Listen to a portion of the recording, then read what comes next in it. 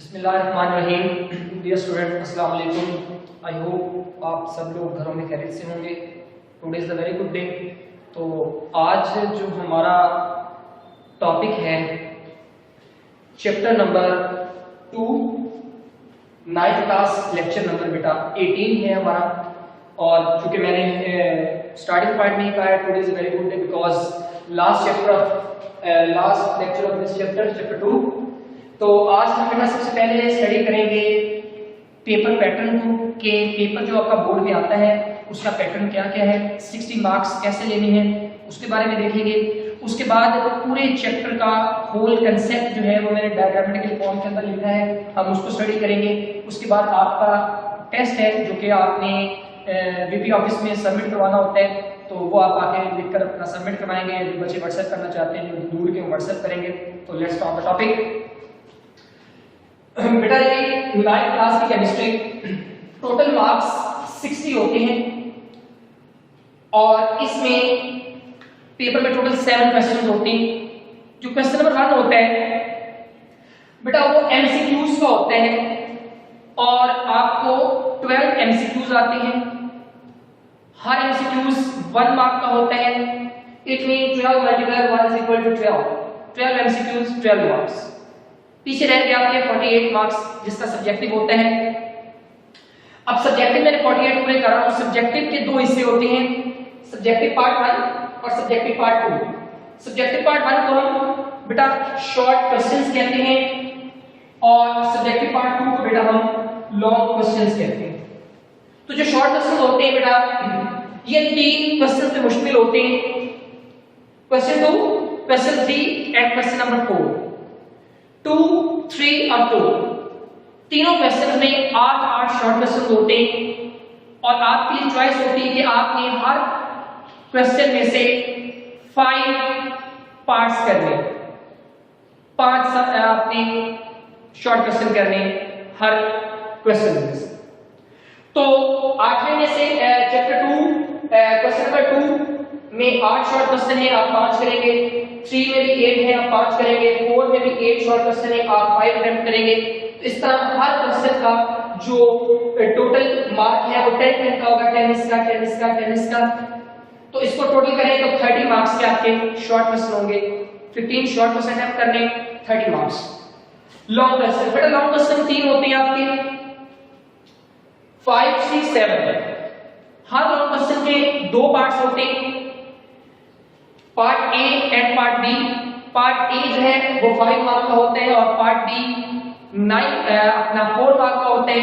तो इसलिए वेटेज आपकी आ गई 9 मार्क्स। तो चूंकि आप 2 अटेम्प्ट करने होते हैं 3 लॉन्ग क्वेश्चन में से, तो 9 multiply by 2 is equivalent to 18। 18 number इसके बेटा, 30 नंबर इसके, दोनों को प्लस किया तो बन गए 48। 12 मार्क्स आती हैं एमसीक्यूज के, तो बेटा टोटल 60 हो गई। अगर आप अच्छी तरह अपने लॉन्ग क्वेश्चन और शॉर्ट क्वेश्चन एमसीक्यूज अटेम्प्ट करते हैं तो इंशाल्लाह आप हमेशा 60 मार्क्स लेंगे। और ये पिछले 5-6 साल का रिकॉर्ड है कि हर साल पेरेंट सेक्शन में से मोस्टली बच्चों के 60 मार्क्स होते हैं। ये था बेटा पेपर पैटर्न। अब हम चलते हैं जो हमने चैप्टर स्टडी किया है स्ट्रक्चर ऑफ एटम को, उसकी कंसेप्चुअल डायग्राम क्या है, क्या हम डायग्रामेटिकली उस कंसेप्ट को आइडेंटिफाई कर सकते हैं। तो मैंने उर्दू मीडियम और इंग्लिश मीडियम दोनों स्टूडेंट्स के लिए बड़ी आसानी से सिंपल डायग्राम बनाई, स्केच बनाया है। इस स्केच को जरा देखिएगा बेटा, जरा गौर से सुनना भी है। सबसे पहले एटम।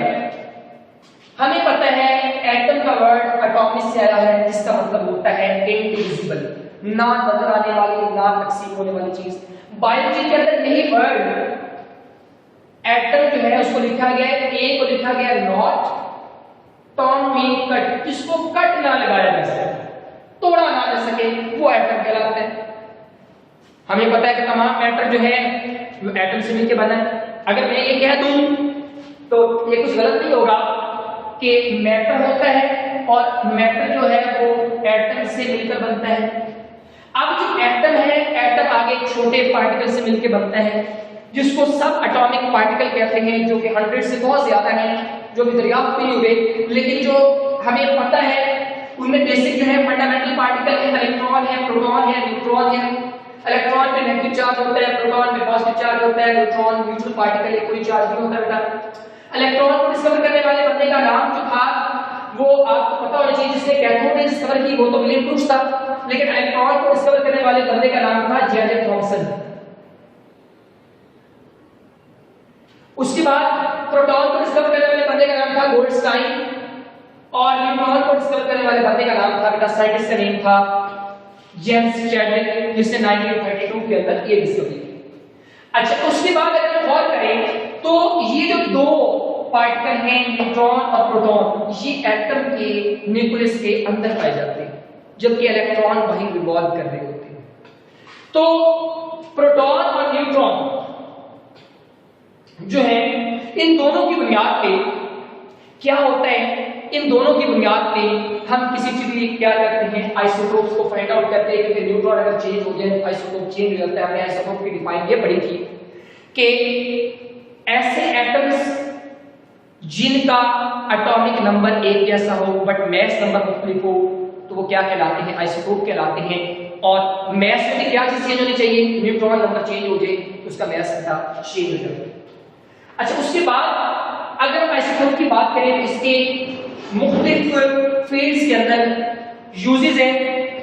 अगर अपन यूजेस की बात करें तो उसमें आइसोटोप इस्तेमाल होते हैं रेडियोथेरेपी में, शॉक का इस्तेमाल है इसका, डायग्नोसिस ऑफ डिजीज, बीमारियों की तशखीस है, पावर जनरेशन, इलेक्ट्रिसिटी पैदा करने का अमल है, एंजियोलॉजिकल यूज और ज़ेर ज़मीन जो चीजें हैं, जो फॉसिल वगैरह हैं, उनका जो मुतालिया इसी में शामिल है। अब हम बात करते हैं इसी बात की कि जो प्रोटॉन है, जिसको प्रोटॉन नंबर, पार्टिकल प्रोटॉन को हम जी से रिप्रेजेंट करते हैं, और एटॉमिक नंबर की बुनियाद पे हम क्या करते हैं, इलेक्ट्रॉनिक कॉन्फ़िगरेशन करते हैं और इलेक्ट्रॉन की डिस्ट्रीब्यूशन करते हैं, एनर्जी लेवल्स में इलेक्ट्रॉन को, शेल्स में इलेक्ट्रॉन की तकसीम करते हैं।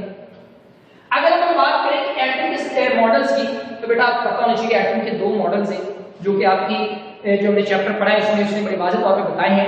एक का नाम बच्चे रदरफोर्ड एटॉमिक मॉडल है, जिसको हमने क्लासिकल मॉडल भी पढ़ा हुआ है, जो सोलर सिस्टम पे दिया गया था।